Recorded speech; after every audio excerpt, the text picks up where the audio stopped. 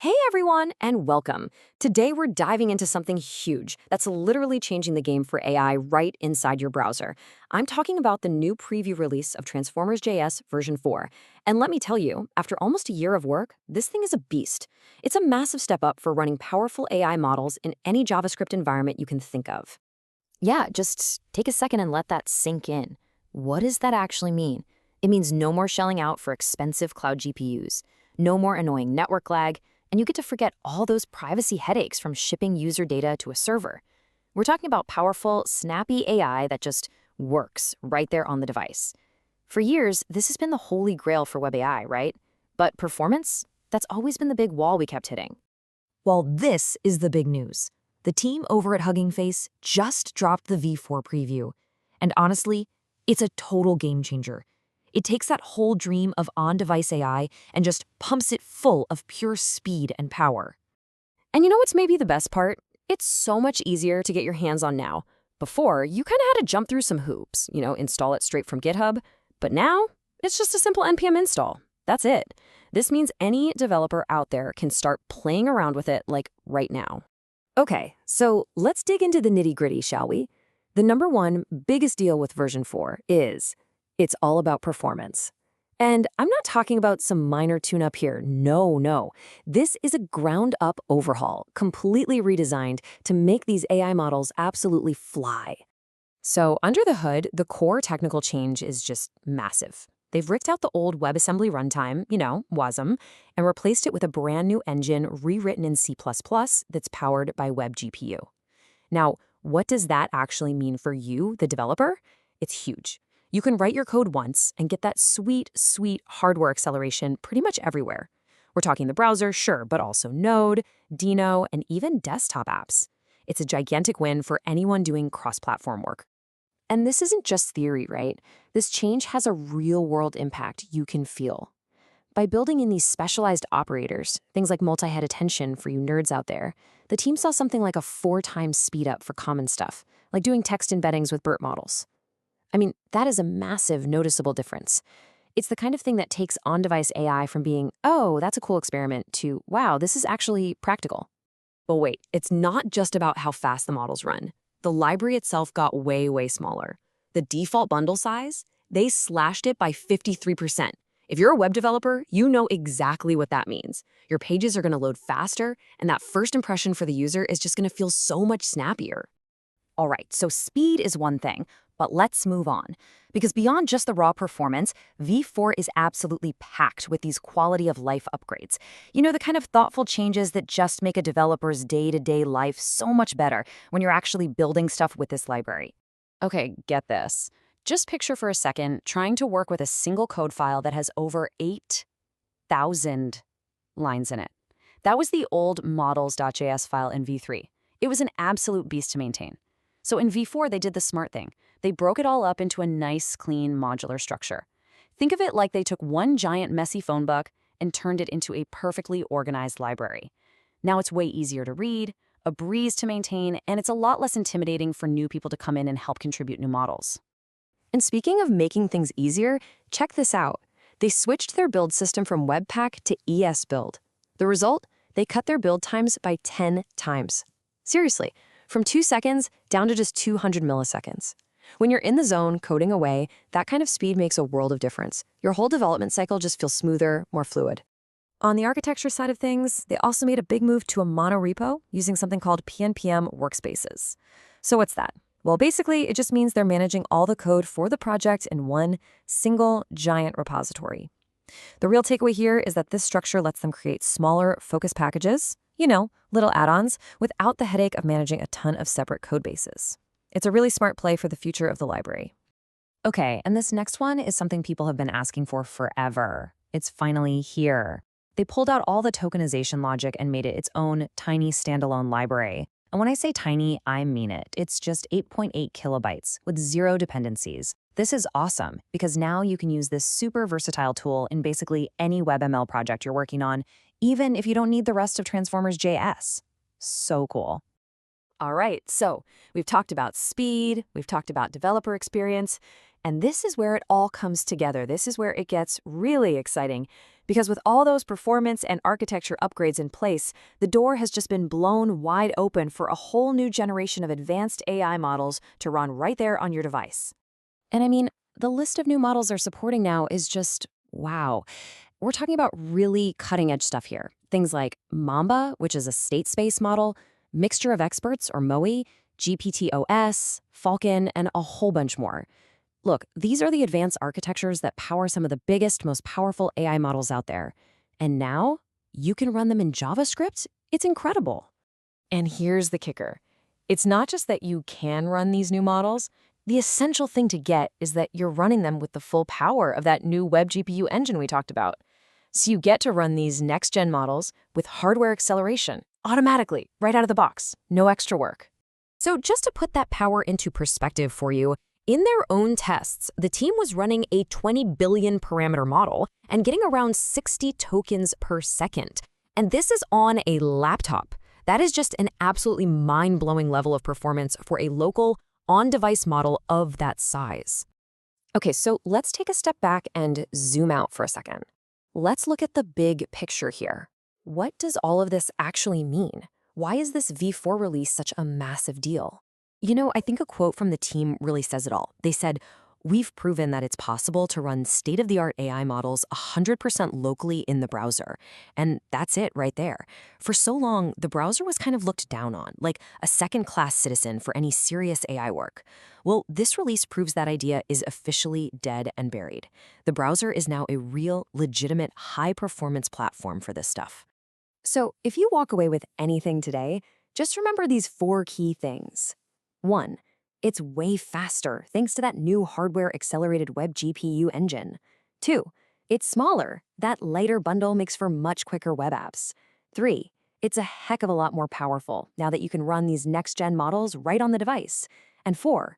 It's just plain easier to use with a much better, faster experience for developers.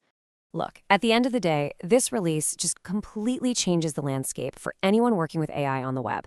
It's unlocking a whole new universe of possibilities for apps that are private by default, super fast, and can work completely offline. So really, the question isn't, can we build powerful AI in the browser anymore? The real question is, the browser is now a true AI platform. What are you going to build with it? Today, we're diving into a story that sounds like it's straight out of science fiction. It's about how an AI that learned to listen to birds in a forest somehow ended up solving mysteries in the deepest parts of the ocean. It's a really cool tale of unexpected connections that's changing how we explore our own planet. So let's just start with a riddle. What could bird songs and whale calls possibly have in common? I mean, think about it. One happens in the air, the other deep underwater. They seem like complete opposites, right? Well, the answer is actually unlocking a revolutionary new way to listen to the Earth. To get there, we first have to understand the challenge. Our oceans, they're a world of mysteries. For scientists, most of this world is completely invisible. So they have to rely on listening to understand the patterns of marine life. The ocean is, at its core, a world of sound. And that soundscape is constantly surprising us. Take the biotwang, for example. For years, scientists heard this really strange noise and were totally baffled. It was only recently they figured out it's the call of the elusive bride's whale. It's just a perfect example of how many discoveries are still out there just waiting to be heard. So how on earth can we keep up with this pace of discovery? Well, that brings us to the hero of our story. And trust me, it's a very unlikely one. An AI detective that was trained for the forest but is now exploring the sea. Let me introduce you to Perch 2.0. It's what's called a bioacoustics foundation model, which I know sounds super technical, but it's just a fancy way of saying it's a massive AI that has been trained to be an expert listener, able to identify all sorts of animal sounds with incredible precision. But here's the part that is just absolutely wild. The twist? Perch 2.0 was trained almost exclusively on bird calls and other land-based sounds. It had zero underwater audio in its training data. So how could an AI that only knows a robin's chirp possibly understand a whale's call? To solve that puzzle, we need to understand the technology behind this strange new skill. It's a process of learning how to re-listen. The secret sauce here is a powerful AI concept called transfer learning. The best analogy is learning an instrument. If you know how to play the piano, you can probably pick up the organ much, much faster. You aren't starting from scratch, right? You're transferring your knowledge of keyboards and music theory to a new but related task. That's exactly what the AI is doing. So here's how it works in practice. First, the big pre-trained model, our bird expert, Perch 2.0, listens to new audio and creates a compact sound signature for it. You can think of it like a digital fingerprint for a sound. These are called embeddings. Then, those simple fingerprints are fed into a much smaller, simpler model called a classifier. And here's the magic. Researchers only need to train that final tiny step, which saves an enormous amount of time and computer power. Okay, so that's the theory. Sounds cool, right? But did this bird-trained AI actually pass the underwater test? Let's take a look at the surprising results. And researchers didn't make it easy. They tested Perch on 3 very different and very difficult datasets. They asked it to tell apart different species of giant baleen whales, to identify sounds on a super noisy coral reef, and, get this, to even distinguish between different subpopulations or ecotypes of killer whales based on their calls alone. The results were honestly stunning. Across the board, Perch 2.0 was consistently either the top or second best performing model. An AI with 0 ocean experience was outperforming or at least matching models that were specifically designed for underwater sound. And we can actually see why it worked so well by looking at how the AI hears the subtle differences in killer whale calls. You see, other models, they tend to just jumble the sounds together into this messy cloud. But Perch 2.0, it neatly separates each killer whale ecotype into its own distinct cluster. It's hearing a level of detail that other models are completely missing. This brings us to the big reveal. We've seen that it works, but we still need to know why. Why can an AI trained on birds understand whales? Let's break down the 3 key reasons. So it turns out there are 3 key reasons this worked. First, generalization. Because the model was trained on so much data, it didn't just learn what a specific bird sounds like.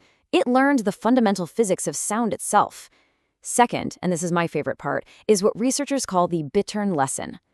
The AI was forced to learn how to tell the difference between the incredibly similar coos of 14 different species of doves. This basically gave it a kind of super hearing for tiny details, a skill that's perfectly suited for telling apart whale calls. And finally, shared physics. It turns out that the ways birds and marine mammals produce sound by forcing air through passages are surprisingly similar, creating sound patterns the AI could recognize. So, a weird idea works for some pretty fascinating reasons. But what's the big picture here? What does this all mean for the future of science and our ability to decode the deep? Let's ask the critical question, why does this matter for the scientists on the front lines, the ones trying to protect and understand our oceans? What is the real-world impact? The answer is a total game changer. A couple of hours. Yep, you heard that right. A task that used to take researchers weeks or even months of painstaking work, building a brand new classifier for a new sound, can now be done in a single afternoon. And look, this is about more than just speed. It's about agility. This approach means science can finally keep up with the pace of discovery. When a new sound, like the biotwang, is identified, scientists can almost immediately build a tool to track it across thousands of hours of audio. That unlocks insights at a scale that was just previously unimaginable. And that leaves us with a final, provocative thought. We've just explored an incredible hidden connection between 2 worlds that seem to have nothing in common. So the question is, if an AI trained on birds can help us understand whales, what other unbelievable connections are out there just waiting to be discovered? You know, in the wild, high-stakes world of AI, there's this one question that just keeps popping up. It sounds super simple, right? But as we're about to find out, the answer is, well, it's a whole lot messier than you'd think. Yeah, which AI model is actually the best? I mean, this is the question businesses are asking themselves when they need to crunch sales reports. It's what developers are wrestling with for their new apps. Heck, it's what you might be thinking when you just want a good answer to a question. And with new models dropping like every week, how in the world do you pick a winner? And the sheer number of options it's just mind-boggling. We're not talking about a handful of choices here. We're talking hundreds of unique large language models, LLMs. And each one has its own variations. It's that classic paradox of choice. You have so many options that picking one feels completely impossible. So to try and make sense of all this chaos, we've come to rely on these LLM ranking platforms. Just think of them as leaderboards, but for AI. The concept is pretty straightforward, right? You give a prompt to two different models, you pick the response you like better, and the platform takes thousands and thousands of these votes to build a ranking. It seems like a great system, a really democratic way to find the best, doesn't it? Well, hold on a second. A brand new study from some researchers at MIT is kind of throwing a wrench in the works. It turns out that these leaderboards, the very things we're all using to get some clarity, might be built on, well, let's just say some surprisingly shaky ground. They found a hidden weakness, a real fragility in the whole system. Okay, so what they did was they zeroed in on one of these really popular crowdsourced ranking platforms. And just to give you a sense of the scale we're talking about, its ranking was built on over 57,000 user votes. That is a ton of data. You'd think with that many votes, the final ranking would have to be rock solid, wouldn't you? So this is where it gets interesting. The researchers asked a killer question. Out of that massive pool of 57,000 plus votes, how many would you have to take away to flip the leaderboard, to change which model was number one? Seriously, take a guess. A couple hundred? Maybe 1,000? The answer? 2. No, seriously, just 2. Let that sink in for a minute. Out of more than 57,000 votes, it only took 2 of them to completely change who was on top. And to put that into perspective, that is just 0.0035% of all the data. I mean, that's practically nothing. A tiny, tiny fraction had the power to change the entire result. So yeah, that ranking, it wasn't anywhere near as stable as everyone thought. Okay, so your next question is probably the same as mine. How on earth did they find those 2 specific votes? It's like finding a needle in a haystack, right? I mean, checking every possible pair of votes out of 57,000, that would be computationally impossible. You just can't do it. This is the clever part. They came up with this really smart and super efficient method. Instead of just trying every combination, which would take forever, they built a kind of approximation tool. It looks at the existing ranking and figures out which votes are probably the most influential. You know, the ones that are basically acting as tiebreakers between 2 really close models. Then they just pull out that tiny handful of votes and recalculate. It's a really elegant way to see just how stable the system is, to basically stress test it. So, you might be thinking, was this some kind of coordinated attack to manipulate the rankings? Well, probably not. The researchers think the real culprit is something much more boring, actually. Simple human error. You know, someone accidentally misclicked, or maybe they were distracted, or maybe they just genuinely couldn't tell which answer was better. But here's the kicker. At the end of the day, you really don't want that kind of random noise deciding which multi-billion-dollar AI gets to be crowned number 1. Okay, so is this just a problem with these big crowdsourced platforms?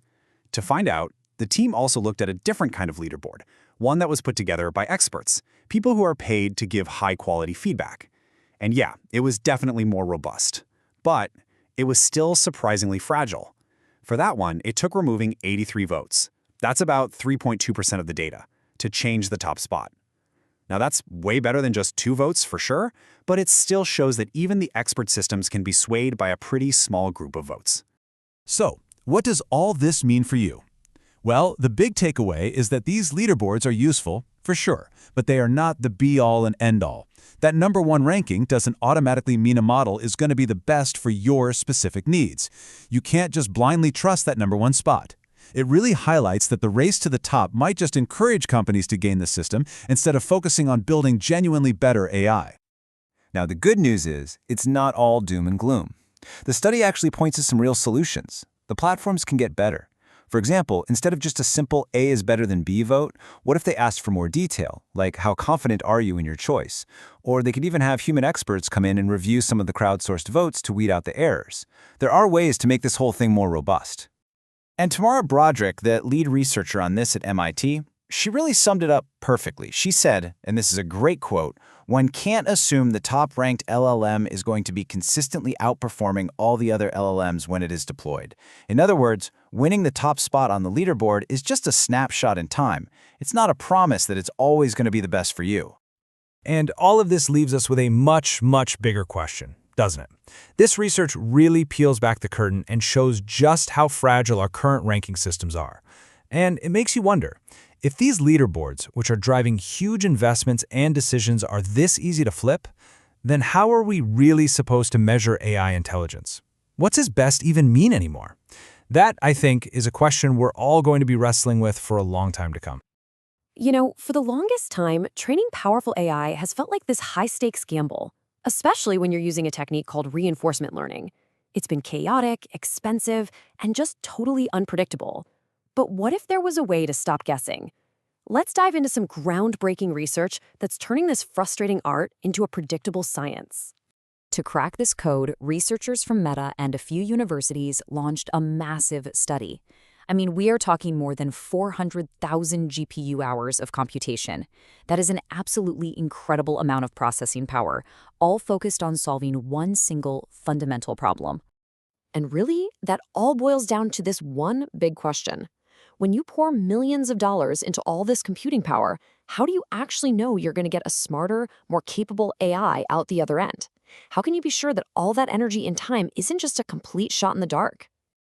And for the longest time, especially in the world of reinforcement learning, it's really been just that, a guessing game, and an incredibly expensive one at that. So to get what's going on, you kind of have to understand that there are two different worlds in AI training. The first one, pre-training, has pretty much become a predictable science. We've got rules, we've got scaling laws, it's like being an engineer. But that second world, reinforcement learning, or RL, has been the total opposite. It's been more like an art form, relying on gut feelings and really costly trial and error, which meant only the biggest labs with the deepest pockets could even afford to play. And hey, don't just take my word for it. The researchers themselves put it perfectly. Our ability to just throw more computers at the problem has gotten way ahead of our understanding of how to do it right. The whole method has been stuck as more of an art than a science. Well, until now. Okay, so how do you fix a problem like that? Well, what these researchers did is, honestly, it's basically like they built a crystal ball for reinforcement learning. They developed a mathematical framework that can actually predict how well an AI is going to perform before you spend all that time and money. And this is what that crystal ball looks like. See that shape? Instead of some chaotic, jagged line that's impossible to predict, they found that an AI's performance almost always follows this beautiful, predictable S-shaped curve. It's called a sigmoid curve. And this shape, this is the roadmap we've been missing all along. And what's great is that this whole curve, it really just boils down to two key things. The easiest way to think about it is like a race car. First, you've got what's called asymptotic performance. That's the car's top speed, the absolute best the model can ever get, its performance ceiling. Then you have compute efficiency. That's the car's acceleration, how fast it gets up to that top speed. Simple, right? So, once they had this predictable S-curve, they could finally stop all the guesswork and start treating this like a real engineering problem. They set out to find the absolute perfect recipe for training. What they did next was, and I love this, you could call it a massive AI bake-off. Seriously, they took all the different algorithmic choices, the different formulas, the ways they fed it data, all the technical settings, and treated them just like ingredients in a recipe. Then they just systematically tested them all to find the one combination that gave them the very best S-curve.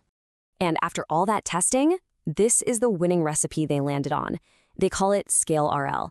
It's this combination of a few key ingredients, like a super efficient way to process data, a special mathematical formula that actually raises the model's top speed, and this really clever trick to reduce tiny little errors at the very end that could mess up the whole thing. And wow, this graph just says it all, doesn't it? That blue line, that's Scale RL. Look how it just soars above the other popular methods that are used out in the industry. It doesn't just reach a higher top speed, a better final performance. It also gets there way more efficiently. It's just flat out a better recipe. Okay, so they've got this awesome recipe that works great in smaller tests. But now comes the ultimate challenge. Could their crystal ball actually predict the outcome of a truly massive 100,000 GPU hour training run? I mean, this is the real moment of truth, right? It's one thing to see a pattern in smaller lab experiments, but does this whole crystal ball idea actually hold up when you go massive, when the stakes are that high? All right, so here's how they set up this grand experiment. They kicked off a colossal 100,000-hour training run, but they only looked at the results from the very, very beginning, just the first 16,000 hours. Then, using only that little bit of data from the beginning, they plugged it into their framework and drew this dotted line out into the future. This was their prediction of exactly where the AI's performance should end up after all 100,000 hours were done. And then, the moment we've been waiting for. After the entire 100,000-hour run was finished, they plotted the actual results, and just look at that. The real-world data points landed almost perfectly on the path they predicted. It's incredible. So, what's the takeaway here? It's simple. It works. That crystal ball, it's real. They managed to predict, with incredible accuracy, the final outcome of a huge, super expensive training run using just the first 16% of the data. I mean, that is a total game changer. And just to be clear, this wasn't some lucky one-time fluke. They found that this same predictable S-curve just kept showing up again and again. It even worked perfectly when they switched to a totally different, much larger model architecture, as you can see over on the right. The principle just holds true. So let's zoom out. What does all of this actually mean for the future of AI? Well, it means we're finally moving on from that expensive, frustrating guessing game. What this research gives us is a reliable roadmap for process that used to be pure chaos. Think about all the time, the money, and the sheer guesswork this is going to save. It's huge. So now, AI researchers have this whole new scientific method they can use. It's a simple 3-step process, really. First, you model that S-curve to see where you're headed. Second, you use an amazing recipe like ScaleRL to make sure you're on the best possible path.